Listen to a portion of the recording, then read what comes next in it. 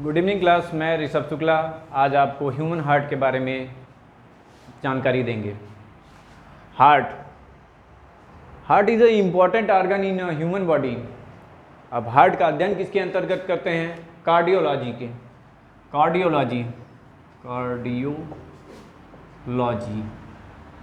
Cardiology दो शब्दों से मिलकर बना है, कार्डियक और लॉजी। कार्डियक मतलब होता है हार्ट, लॉजी मतलब होता है टू स्टडी। हार्ट का अध्ययन कार्डियोलॉजी के अंतर्गत किया जाता है।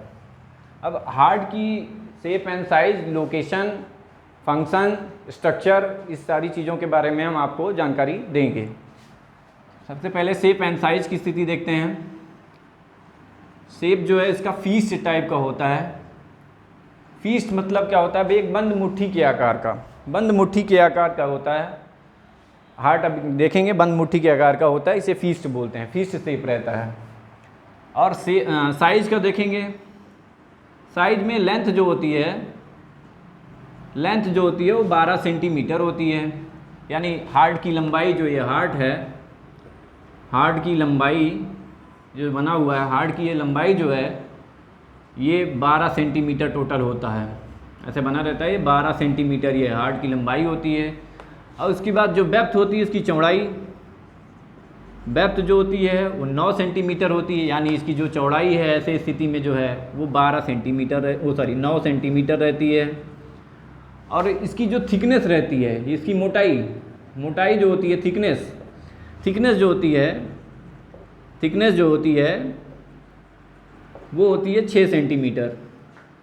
एक नॉर्मल हार्ट की स्थिति ये रहती है। अब हार्ट के साइज़ के बारे में पता चल गया है। ह्यूमन हार्ट के वेट के बारे में जानकारी देते हैं आपको। वेट यानी भार कितने किलोग्राम या ग्राम का होता है।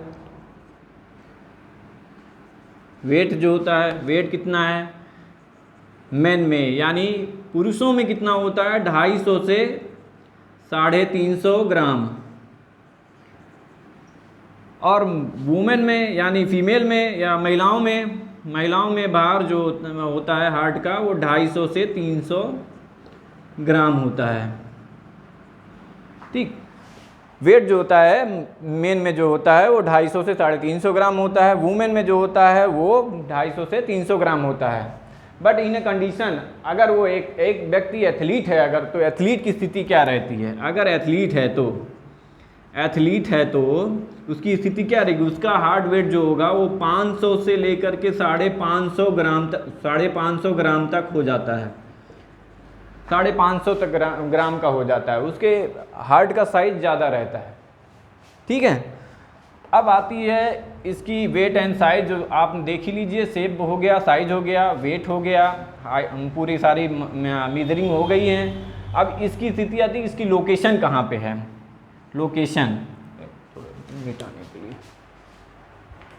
लोकेशन जैसे कि इसकी स्थिति हमारे बॉडी में किधर होती है?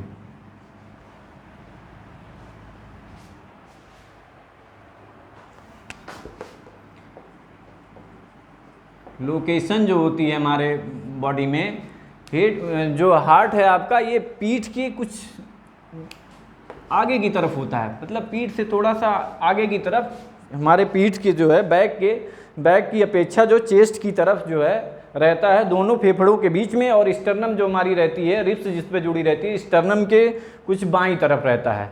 और इसकी सही जो एग्जैक्ट रिब्स पे लोकेशन होती है वो दूसरी से 6वीं पसली के बीच में रहता है। 6वीं पसली के यानी रिब्स के बीच में होता है। ठीक है, होता है। और इसकी धड़कन को अगर आप महसूस करना चाहते हैं तो 5वीं और 6वीं पसली के पास इसकी धड़कन महसूस होती है। 5वीं 6वीं रिब्स के पास इसकी धड़कन महसूस होती है। यानी बीट्स जो होती हैं वो हमें फील होती हैं कि धड़क रहा है। हाथ रख के देखेंगे तो उधर धड़कन की फीलिंग आती रहती हैं। ठीक है, ये लोकेशन हो गया कि हार्ट हमारा जो है पीठ की अपेक्षा चेस्ट की ओर, स्टर्नम के बाईं तरफ, दूसरी और 6वीं पसली के बीच में रहता है। और 5वीं 6वीं के पसली के पास इसे हम जो है फील कर सकते हैं कि हाँ ये बीट कर रहा है। अब आते हैं स्ट्रक्चर की तरफ। बेसिक स्ट्रक्चर जो है, बेसिक स्ट्रक्चर तो ऐसे ही रहता है, लेकिन हमने एक स्ट्रक्चर बना के रखा है। आप इधर देखेंगे बेसिक स्ट्रक्चर एक बना हुआ है। हार्ट हमारा इतना दिख रहा है, इसमें बहुत सारी चीज़ें दी हुई हैं, मैं सबको आपको बारी बारी बताता हूँ, ठीक है। पहले तो जान लीजिए कि हार्ट में 4 चैम्बर होते हैं। अब चैम्बर के बारे में जान लेते हैं। चैम्बर कितने होते हैं? टोटल 4 होते हैं। इन चारों में क्या है? राइट आर्टियम पहला, दूसरा राइट वेंट्रिकल, तीसरा जो है लेफ्ट आर्टियम, चौथा जो है लेफ्ट वेंट्रिकल। ये चारों रहते हैं, चारों हैं। और हमारे पास हार्ट में वॉल्व लगे रहते हैं, वो भी उनकी भी संख्या 4 होती है। हम यहाँ वॉल्व का भी विवरण दे देते हैं आपको। वॉल्व्स भी 4 होते हैं। एक पहला होता है ट्राइकस्पिड वॉल्व, दूसरा होता है बाइकस्पिड वॉल्व, तीसरा होता है आपका पल्मोनरी वॉल्व, ठीक है। चौथा जो होता है आपका एरोटिक वॉल्व होता है। ट्राइकस्पिड वॉल्व जो होता है वो ये राइट आर्टियम है और राइट वेंट्रिकल है, यही है रहता है ट्राइकस्पिड वॉल्व, राइट आर्टियम और राइट वेंट्रिकल के बीच में, ठीक है। बाइकस्पिड वॉल्व जो है वो ये लेफ्ट आर्टियम है और ये लेफ्ट वेंट्रिकल है, इसके बीच में रहता है बाइकस्पिड वॉल्व। इसी को मीट्रल वॉल्व भी कहते हैं, मीट्रल वॉल्व, ठीक। पल्मोनरी वॉल्व, यहाँ से एक पल्मोनरी धमनी जाती है, उसमें जो वॉल्व नीचे की तरफ लगा रहता है उसे पल्मोनरी वॉल्व कहते हैं। मैंने फिगर ड्रॉ किया उस पर आपको अभी साफ सुथरा दिखाएंगे, लेकिन अभी इसकी स्थिति में आपको लोकेशन बता रहे हैं। एरोटिक वॉल्व, ये लेफ्ट वेंट्रिकल से एरोटा धमनी गई हुई एरोटा आर्टरी, उससे जो वॉल्व लगे रहते हैं उसमें जो वॉल्व लगे रहते हैं उसे एरोटिक वॉल्व कहते हैं। इस तरीके से 4 चैम्बर हमारे हो गए हैं और 4 वॉल्व हो गए हैं। अब इनका जो एक्चुअल स्थिति है स्ट्रक्चर के तहत हम आपको एक्सप्लेन करते हैं। अब आ जाइए हमारे फिगर पे, स्ट्रक्चर की स्थिति ये है, आप देख लीजिए। ये राइट आर्टियम है, राइट वेंट्रिकल है, लेफ्ट आर्टियम है, लेफ्ट वेंट्रिकल है, ठीक है। अब इसमें बहुत सारी चीज़ें लगी हुई हैं, इनके बारी बारी से एक एक चीज़ बताते हैं। सबसे पहले जान लीजिए कि ये सुपीरियर वेना कवा है, जो अशुद्ध रक्त जो है हार्ट के ऊपरी भाग से, हमारे हार्ट के ऊपरी भाग से अशुद्ध रक्त यानी O2 एब्सेंट, यहाँ पे लिखा नहीं है, O2 एब्सेंट ब्लड को कलेक्ट करके राइट आर्टियम में छोड़ती है। और ये इन्फीरियर वेना कवा है जो ये लगी हुई है, इन्फीरियर वेना कवा भी हमारे हार्ट के लोअर पार्ट से, हार्ट के निचले लोअर बॉडी पार्ट से O2 एब्सेंट ब्लड कलेक्ट करके लाती है, राइट आर्टियम में छोड़ती है। फिर राइट आर्टियम से जो है सिस्टोलिक प्रक्रिया होती है, यानी संकुचन होता है।